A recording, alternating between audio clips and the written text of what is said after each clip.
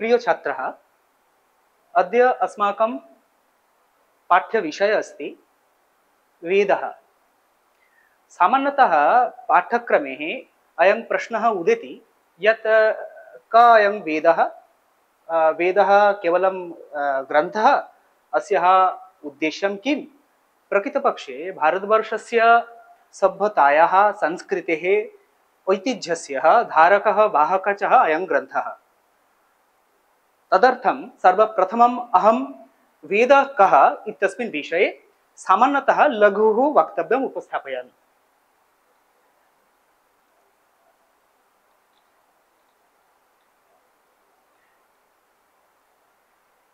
अद्यतनविषयः अस्ति वेदस्य परिचयः। वेदशब्दस्य अहं सर्वप्रथमम् उक्तवान् यत् प्रश्नः उदेति यत् क अयं वेदः? वेदः केवलं न केवलम् एकः ग्रन्थः, एषः वृक्षतुल्यः साहित्यस्य, अस्माकं समाजस्य, अस्माकं सभ्यतायाः प्रतिनिधिः। वयं द्रष्टुं शक्नुमः अस्मिन् चित्रे यत् मूले अस्ति वेदः, तस्य शाखा प्रशाखाः आवृत्य तिष्ठन्ति बहवः विषयाः। अतः सर्वप्रथमं वेदशब्दस्य निर्वचनं वयं कुर्मः। वेद इति शब्द विद् धातोः उत्पद्यते। विद् धातः अर्थचतुष्टयं विद्यते। यदि वयं व्याकरणदृष्ट्या पश्यामः तर्हि ज्ञातुं शक्नुमः यत् विद् धातोः अर्थचतुष्टयं यथा लाभार्थकः विद् धातुः वर्तते, सत्यार्थकः विद् धातुः वर्तते, ज्ञानार्थकः विद् धातुः वर्तते, पुनः विचरणार्थकः विद् धातुः वर्तते। अत्र विद् धातोः परं वयं द्रष्टुं शक्नुमः यत् एकस्मिन् वर्गे अस्ति अच् प्रत्ययः, विद् धातोः परम् अधः वर्तते घञ् प्रत्ययः। सामान्यतः छात्राः पुस्तके पठन्ति यत् विद् धातोः परम् अच् प्रत्ययेन वेद शब्द उत्पद्यते। पुनः कदाचित् वयं पठामः यत् विद् धातोः परं घञ् प्रत्ययेन वेदः शब्द उत्पद्यते। सामान्यतः विरोधः उत्पद्यते यत् विद् धातोः परम् अच् प्रत्ययेन वेदजः शब्दः सः सार्थकः, न तु विद् धातोः परं घञ् प्रत्ययेन यः वेदः शब्द उत्पद्यते सः वेदः एव सार्थकः इति। अतः वयं सर्वप्रथमं पश्यामः यत् कः निर्वचनं सार्थकम् इति। सर्वप्रथमं विद् धातोः परम् अच् प्रत्ययः। विद् धातोः परं यदि अच् प्रत्ययः प्रयुक्तः भवति तदा वेदः शब्दः उत्पद्यते इति सत्यं, तत्र नास्ति संशयः। परन्तु तस्य वेदशब्दस्य अर्थः भवति ज्ञानं, साक्षात् रूपेण ज्ञानं। पुनः विद् धातोः परं यदि घञ् प्रत्ययः प्रयुक्तः भवति तदा अर्थः भवेत् परमज्ञानस्य माध्यमं, न तु ज्ञानम्। अधुना समाधानमस्ति यत् पुस्तकं केवलं ज्ञानं भवितुं न शक्नोति। एकं पुस्तकं कदापि साक्षात् रूपेण ज्ञानं न भवेत्, अपितु ज्ञानस्य माध्यमं भवेत्। अतः घञ् प्रत्ययेन यः वेदशब्द उत्पद्यते सः वेदशब्द एव सार्थकः तस्मिन् दृष्ट्या। अपि च वयं ब्राह्मणग्रन्थे पश्यामः वेदशब्दस्य अपरः एकः अर्थः विद्यते। कः सः? वेदमानय इति ऋत्विक् आह्वयति।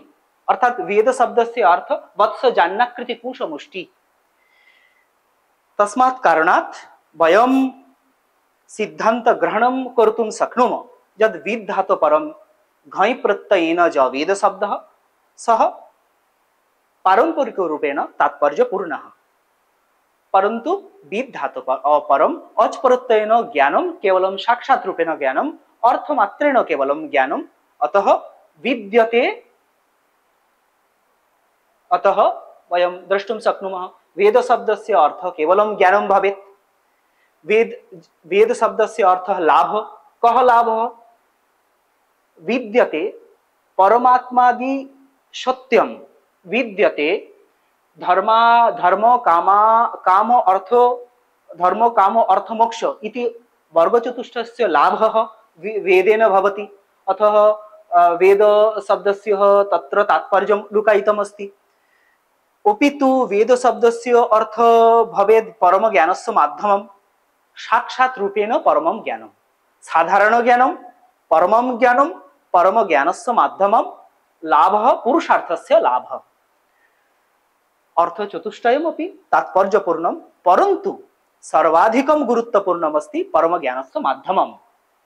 वेद परम ज्ञानस्य लाभे सहायतां करोति। वेद परम ज्ञानं साक्षात् रूपेण न भवेत्, परम ज्ञानस्य दर्पणं भवति। वेदः पुरुषार्थ लाभे सहायतां करोति इति वेद शब्दस्य सामान्यतः साधारण अर्थ भवति। आगामिनी कक्षायां वयम् अस्यः अर्थविषये सम्यक्तया आलोचनां कुर्मः। इदानीं वेद शब्दस्य लक्षण तात्पर्यमस्ति। अहं विस्तृतरूपेण अस्य लक्षणस्य अधुना पर्यालोचनां कर्तुं न शक्नोमि यतः कालसंक्षेपकारणात्, परन्तु वेदस्य भाष्यकारः सायणाचार्य वेदस्य लक्षणं किं, कः वेद भवति तस्मिन् विषये तस्य लक्षणद्वयं दत्तवान्। अत्र अस्ति प्रथमं लक्षणं। सायणाचार्य किम् उक्तवान्? सायणाचार्य उक्तवान् इष्ट प्राप्तनिष्ठ परिहारयोरलौकिकमुपायं जो ग्रंथ वेदयति स वेदः इति सायणाचार्य तस्य भाष्य ग्रंथे उक्तवान्। एतस्मिन् विषये अहं वदितुम् इच्छामि यत् सायणाचार्य केवलं सः भाष्यकारः यः वेदचतुष्टयस्य भाष्यग्रन्थं लिखितवान् तद्भवतु। अधुना इष्ट प्राप्तनिष्ठ परिहारयोरलौकिकम् उपायं जो ग्रंथ वेदयति स वेद इति लक्षणस्य तात्पर्यं निरूपयामि। वेदस्य उद्देश्यं किं? वेदस्य उद्देश्यम् अस्ति इष्ट प्राप्ति अनिष्ट परिहार और अलौकिकम् उपायं जो ग्रंथ वेदयति स वेद भवति इति उक्तवान्। अधुना पदम् उल्लिख्य अहं निर्वचने प्रयासं करोमि। इष्ट प्राप्ति लाभे वेद सहायक भवति। प्रश्न क इष्ट लाभ क अनिष्ट परिहारो इति प्रश्न। इष्ट लाभ भवति अस्माकं परंपरायां मोक्ष लाभः एव इष्ट लाभः। अनिष्ट परिहार अनिष्ट किं भवति तर्हि अनिष्टः भवति मोक्ष लाभे या बाधा आगच्छति सा बाधा एव अनिष्ट शब्देन उच्यते। मोक्ष लाभ तदर्थं मोक्ष लाभ सायणाचार्य कथं न प्रत्यक्षेण उक्तवान्, मोक्ष प्राप्ति किमर्थं न उक्तवान्, इष्ट प्राप्ति किमर्थम् उक्तवान्? यतः तत्र तात्पर्यं स उक्तवान् तस्मिन् भाष्यग्रन्थे यत् इष्ट केवलं साक्षात् रूपेण केवलं कोऽपि मनुष्य मोक्षं प्राप्तुं न शक्नोति। वेदे वयं द्रष्टुं शक्नुमः जजेत पुत्र कामो, अर्थात् पुत्र लाभे भवान् यज्ञं करोतु। जजेत पुत्र लाभो जजेत सर्ग कामो इति वचनं वयं साक्षात् रूपेण वेदे द्रष्टुं शक्नुमः। तस्मात् प्रश्न भवति, यदि मोक्षलाभः वेदस्य उद्देश्यमस्ति तर्हि किमर्थं वेदे लिखितमस्ति यत् पुत्रलाभार्थं यज्ञं करणीयं, यज्ञः करणीयः। किमर्थं वेदे लिखितमस्ति यत् स्वर्गकामो यजेत्, अर्थात् स्वर्गलाभार्थं यज्ञः करणीयः। अयं प्रश्नः गुरुत्वपूर्ण प्रश्नः अस्ति तस्मिन् विषये। इष्टप्राप्ति, तत्र सायणाचार्यो स्पष्ट रूपेण उक्तवान् यत् कोऽपि मनुष्यो साक्षात् रूपेण तु मुक्तिं प्राप्तुं न शक्नोति। तस्य यथा चन्द्रदर्शनात् प्राक् शाखादर्शनं भवति। यदि वयं गगने चन्द्रं द्रष्टुम् इच्छामि तर्हि सामान्यतः वृक्षस्य शाखादर्शनं भवति। तथैव यदि मनुष्यः मुक्तिं प्राप्तुम् इच्छति तर्हि सर्वप्रथमं सामान्यतः कारणात् तस्य सोपाने, तस्य मुक्तिलाभस्य सोपाने पुत्रलाभः, स्वर्गलाभः इति साधारण कामना आगच्छति। वयं तु जानीमः यत् वर्गचतुष्टये कामस्य एकं स्थानमस्ति। वर्गचतुष्टयेन मोक्षलाभस्य मार्गः प्रशस्तः भवति। तस्मात् कामनापूर्ति एव मोक्षलाभस्य मार्गः। अतः पुत्रलाभार्थं यज्ञः करणीयः, स्वर्गलाभार्थं यज्ञः करणीयः इति वेदवचनं न तु निरर्थकम्। इष्टप्राप्ति शब्दस्य अर्थः अस्ति मोक्षलाभः, परन्तु कामनापूर्ति माध्यमेन मोक्षलाभः। अनिष्टपरिहार, तर्हि तत्र तस्मिन् मोक्षलाभे का बाधा, का अनिष्ट इति द्वितीय प्रश्नः। अनिष्टस्य परिहारः कर्तव्यः, नचेत् मुक्तिलाभः न भवेत्। अनिष्टः क भवति? अनिष्ट अस्ति इष्टलाभे या बाधा, का बाधा भवति सामान्यतः आगच्छति। वयं जानीमः यत् वेदान्तदर्शने वेदस्य प्रधानं यत् दर्शनद्वयं, तत्र मीमांसादर्शनमस्ति, उत्तरमीमांसादर्शनमस्ति। पूर्वमीमांसायाम् उत्तरमीमांसायां च दर्शनमार्गे द्वये अपि तत्र उल्लेखितमस्ति भ्रमः अज्ञानमेव मोक्षलाभे प्रधाना बाधा भवति। तस्मात् कारणात् अज्ञानम् अस्माकं संसारे सर्वत्रैव सदैव आवृतमस्ति। मनुष्यः जीवति अज्ञाने, मनुष्यः कार्यं करोति, चिन्तनं करोति अज्ञाने एव तिष्ठन्। अतः अज्ञान परिहारो एव अनिष्ट परिहारो। तर्हि किमेव ज्ञानं? सर्वत्र ब्रह्म दर्शनमेव ज्ञानम् इति वेदान्तवचनं।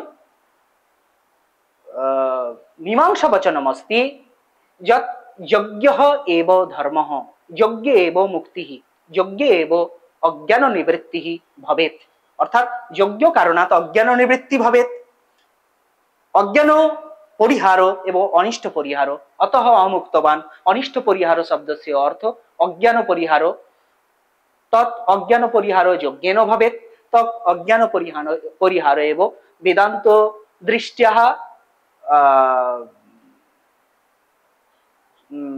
यत् अज्ञाने आवृत्तं अज्ञानेन आवृत्तः जीवः स अज्ञान आवृत्त जीव यथैव कार्यं करोति तत्तु अनिष्टो द्वारम् उद्घाटयति। तत् द्वारं सर्वदा निवारणं करणीयं। तदेव अनिष्टो परिहारो इति शब्देन अत्र वर्णितं भवति। तृतीय प्रश्न भवति अलौकिकम् उपायम्। लौकिकम् उपायं किं भवति? अलौकिकम् उपायं किं? सामान्यतः समाजे कार्यस्य विविधानि उपायानि वर्तन्ते। यथा वयं यदि कुत्रापि गन्तुम् इच्छामः तर्हि यानस्य साहाय्यं वयं सामान्यतः साहाय्यं वयं नयामः। परन्तु इष्टप्राप्ते अनिष्ट परिहारे यानमिव विद्यते ज्ञान राशि अस्माकं ज्ञान राशि तत्तु अलौकिकम उपायम लौकिकम उपायम न भवति यत् न लौकिके प्राप्यते तत्तु अलौकिकम आंग्ल भाषायां वयं वक्तुं शक्नुमः यदेव सुप्रीम नॉलेज यदेव सामान्यतः अंतर्निहितः यत् प्रत्यक्षेन अनुमानेन यत् न भवति परवर्ती काले वयम् अस्मिन् विषये आलोचनां कुर्मः तदेव एव अलौकिकम लौकिकम अर्थात यत् सामान्यतः प्रत्यक्ष प्रमाणेन सिद्धं भवति तदेव लौकिकम चक्षु कर्ण नासिका जिह्वा त्वक् अपि च मनः तत्र चक्षु कर्ण नासिका जिह्वा त्वक् इति प्रत्यक्ष माध्यमेन यत् ग्रहणं भवति तत् लौकिकम प्रत्यक्षेन अनुमानेन वा यत्र यस्य ग्रहणं न भवति तत् अलौकिकम तत् अलौकिकम उपायं वेद एव प्रकाशयति उद्घाटयति मनुष्याणाम् अस्माकं समीपे अत सायणाचार्यस्य वक्तव्यम् एव सार्थकम् इष्ट प्राप्ति लाभे वेद सहायक भवति अनिष्ट परिहारे सहायक भवति अलौकिकम उपायं यत् उपायं सामान्यतः न भवति तत् उपायं वेद अस्माकं समीपे उपस्थापयति वेदस्य उद्देश्यं तेन एव सार्थकं भवति इदानीं वयम् अपरम् एकं वेदलक्षणं पश्यामः वेदस्य लक्षणे प्रख्यातः भाष्यकारः अस्ति याज्ञवल्क्यो वेदस्य किं लक्षणम् इति अपि उक्तवान् स उक्तवान् याज्ञवल्क्यः उक्तवान् प्रत्यक्षेनानुमित्या वा यस्तुपायो न विद्यते एनं विदन्ति वेदेन तस्माद् वेदस्य वेदता तस्मात् हलन्तम् अत्र प्रमादकारणात् नास्ति अपि च पाठान्तरे एतद् विदन्ति वेदेन अपि दृश्यते प्रत्यक्षेण अनुमित्या वा यस्य उपायो यस्य प्राप्ति लाभो यस्य लाभार्थम उपायो नास्ति तद् ज्ञानं ज ग्रन्थ उपस्थापयति अस्माकं समीपे स वेद भवति अधुना प्रत्यक्षं किं भवति अनुमिति किं भवति इति जिज्ञासाद्वयम् इति प्रश्नद्वयं सामान्यतः आगच्छति प्रत्यक्षम् अहं पूर्वे एव उक्तवान् यत् प्रत्यक्षं भवति भारतीय दर्शन परम्परायां प्रमाणरूपेण गृहीतं भवति प्रत्यक्षम् अपि तु अनुमितिकरणम् अनुमानम् अर्थात् अनुमानस्य माध्यमेन अनुमितिः इति करणस्य ग्रहणं भवति अतः प्रत्यक्षम् अनुमिति इति प्रमाणस्तम्भरूपेण अस्माकं वेदलक्षणे देदीप्यते प्रत्यक्षेण यस्य ज्ञानं न लभ्यते स वेद भवति अनुमित्या अपि यस्य ज्ञानं न विद्यते प्रत्यक्षेण सामान्यतः चर्मचक्षुषा वयं यत् पश्यामः तदेव प्रत्यक्षं न केवलं चक्षुषा अपि तु वयं यत् शृण्मः वयं यद् वदामः चक्षु कर्ण नासिका जिह्वा त्वक् इति पंच इन्द्रियै यत् ज्ञानं प्राप्तुं शक्नुमः तदेव प्रत्यक्षं भवति अपि तु अनुमित्या अनुमिति वयं जानीमः सर्वे यत् मनसः संस्कारेण एव अनुमानं विद्यते स्मृति अनुभवद्वयस्य मार्गे अनुमितिः सर्वदा विराजते अतः अनुमिति अस्माकं दर्शने सामान्यतः प्रमाणरूपेण गृहीतं भवति परन्तु अनुमित्या एव अर्थात् अनुमानेन अपि वेदस्य परमं ज्ञानं न प्राप्यते कारणं किं कारणम् अस्ति अनुमितिकरणार्थं पूर्वज्ञानम् आवश्यकं यदि कोऽपि वदति यत् पर्वते अग्नि एव अस्ति कारणं किमर्थं स वदति तस्य पूर्वज्ञानमस्ति स रन्धनशालायां दृष्टवान् अग्नि प्रज्वलति तदर्थं स अधुना वक्तुं शक्नोति यत् पर्वते पर्वते अग्नि प्रज्वलति इति अर्थात पूर्व ज्ञानम आवश्यकम नचेत अनुमिति ज्ञानम न भवेत् परंतु वेदस्य ज्ञानम एकमेवं अद्वितीयं तस्य पूर्व ज्ञानम न भवेत् तस्य पश्चात् ज्ञानम न भवेत् स यूनिक भवति स सुप्रीम भवति अर्थात अनुमित्या अनुमिति इति करणार्थं पूर्व ज्ञानम आवश्यकम प्रत्यक्षं तु सामान्यतः वयं जानीमः वयम् अहम् उक्तवान् एव किञ्चित् पूर्वं अतः प्रत्यक्षेण अनुमित्या इति माध्यमद्वयेन तद् ज्ञानं न लभ्यते इति याज्ञवल्क्यः उक्तवान् एतदेव सत्यम् एतद् विदन्ति वेदन तद् ज्ञानं तत् सुप्रीम नॉलेज जेन भवति तत् परमं ज्ञानं जेन भवति स वेद तस्य एव वेदस्य सार्थकता तस्य वेदस्य वेदता इत्युक्ते तस्य एव वेदस्य ज्ञानत्वं वेदेर वेदत्व वेदस्य वेदत्यमस्ति एव तत्र लुकायितं विद्यते। इदानीम्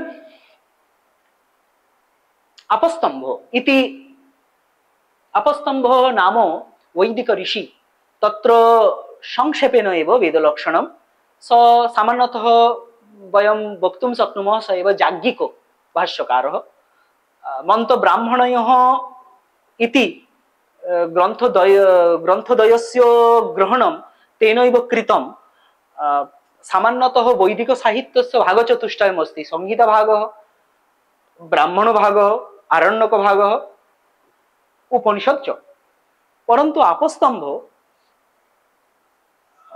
केवलं मंत्रभागं ब्राह्मणभागं वेदस्य सत्तारूपेण गृहीतवान् स उक्तवान् मंत्र ब्राह्मणयो वेदोर्नामधेयम् वेद नाम किं भवति वेद नामधेयं नामधेयम् इत्युक्ते गृहीतं मंत्र ब्राह्मणयो इति भागद्वयोः मंत्रभागस्य ब्राह्मणभागस्य च वेदो नाम वेदो रूपेण गृहीतं भवेत् अर्थात् वेदो नामकरणं मंत्रभागस्य ब्राह्मणभागस्य च सामान्यतः अत्रैव प्रश्न क मंत्रभागो क ब्राह्मणभागो इति मंत्रभागो अस्ति मंत्रोः मननात् मंत्र संहिताभागे वेदस्य ज संहिताभागो मूलभागो अस्ति तस्य नाम सामान्यतः मंत्रभागः तस्मिन् विषये मंत्र विषये विस्तृतालोचना वयं परवर्ती काले कर्तुं शक्नुमः ब्राह्मणभागे अपि तथैव कर्तुं शक्नुमः इदानीं संक्षेपे रूपेण अहम् एतद् वक्तुं शक्नोमि यत् मंत्रभागे एव मूलभागः ब्राह्मणभागे एव तस्य मूलभागस्य प्रायोगिक याज्ञिक प्रयोगः अर्थात् विधिभागो एव मंत्रभागो अर्थभागो एव अर्थवाद एव ब्राह्मणभागो यत्र मंत्रस्य मूलभागस्य व्याख्यानमस्ति स मंत्रभागः संहिताभागः वा ब्राह्मणभागे अस्ति याज्ञिक व्याख्यानं याज्ञिक प्रयोगं मंत्रस्य कस्मिन् यज्ञे कस्मिन् स्थाने मंत्रस्य व्यवहारः भवेत् तत्र यस्मिन् ग्रन्थे आलोचना अस्ति स ब्राह्मणभागो इति अतो याज्ञिको भाष्यकारो अपस्तम्भ उक्तवान् मंत्र ब्राह्मणयो वेदो नाम इति इदानीम् अहं यत् उक्तवान् संक्षेपेण तत् अहम् अत्र उपस्थापितवान् वेदस्य भागद्वयं संक्षेपेण यदि अहं वदामि तर्हि वेदस्य भागद्वयं कर्मकाण्डम् एकादश द्वितीय अस्ति ज्ञानकाण्डम् कर्मकाण्डं किं कर्मकाण्डमस्ति मंत्रभागः ब्राह्मणभागः मंत्रभागे एव यत्र वेदस्य वेदचतुष्टयस्य सर्वे मंत्राः विद्यन्ते यथा ऋग्वेदः सामवेदः यजुर्वेदः अथर्ववेदः इति वेदचतुष्टये यत् वक्तव्यं ये मंत्राः सन्ति साकुल्येन स मंत्रभागः पुनः ब्राह्मण भाग वेद चतुष्टये जे मंत्र सन्ति तेषां मंत्राणां यत्र विधि प्रयोगः वर्णिता ते ग्रंथ एव ब्राह्मण ग्रंथः। द्वितीय भागे अस्ति ज्ञानकाण्डं कर्मकाण्ड ज्ञानकाण्डं। ज्ञानकाण्डे किं भवति ज्ञानकाण्डम् इत्युक्ते कर्मकाण्डं यदि सम्पूर्णं भवति तदा ज्ञानस्य उदयं भवेत्। कर्म कर्म वयं तत्र अस्मिन् विषये एकः श्लोकः सामान्यतः उदेतिः सामान्यतः आगच्छति एकः मन्त्रः अस्ति ईशोपनिषदि यत् तत्र कर्मेण कर्मेण अविद्यानाशः भवति तदनन्तरं ज्ञानेन विद्यालाभः भवति। अतः विद्यालाभार्थं विद्यालाभः ब्रह्मलाभः ज्ञानकाण्डे भवेत्। ज्ञानकाण्डं किं ज्ञानकाण्डमस्ति आरण्यकम् उपनिषत् च। आरण्यकं यस्मिन् ग्रन्थे ब्राह्मण भागे गुरुशिष्य परंपरायां ब्रह्मतत्त्वं पुनः मंत्रतत्त्वम् आलोचितमस्ति तदेव आरण्यकम्। अरण्ये उक्तमिति आरण्यकम् इति सामान्यतः दृश्यते। उपनिषद किमस्ति उपनिषदेव एव साक्षात् रूपेण ज्ञानस्य आलोचना यत्र विद्यते। उपनिषद मंत्रभागस्य ब्राह्मणभागस्य आरण्यकभागस्य एव भागस्य सारसिद्धान्त उपनिषद ग्रन्थे वर्णितमस्ति। अतः वेदस्य भागद्वयं कर्मकाण्डं ज्ञानकाण्डं च इति एव। वेदस्य परवर्ती काले वेदलाभार्थं बहु शाखा विस्तृतः तत्र अहं विस्तृतरूपेण आलोचनं न कुर्मः। परवर्ती कक्षायां यदि समय मिलति तदा वयं अस्मिन् विषये आलोचनां कुर्मः। कारणम् अस्ति वेदस्य ये शाखाः सन्ति तत्र बहवः विभागाः तत्र बहु आलोचना दृश्यते। अतः वेदांगानि वेदस्य अंग एव वेदांगानि सामान्यतः वदामि कल्पो ज्योतिषं निरुक्तं शिक्षा व्याकरणं छन्द इति षड् वेदांगानि वेदस्य। अनेन प्रकारेण वयं वेदस्य मुख्यधारम् उपस्थितवान्। केवलं लघु कक्षायां वेदस्य आलोचना वेदस्य अर्थग्रहणं न तु सरल कार्यं। तस्मात् अस्य लघुवर्गस्य उद्देश्यमस्ति वेद विषये कौतूहल वृद्धि कौतूहल निवारणार्थं आगामिनी वर्गे अहं विस्तृतरूपेण आलोचनां करिष्यामि। धन्यवादः।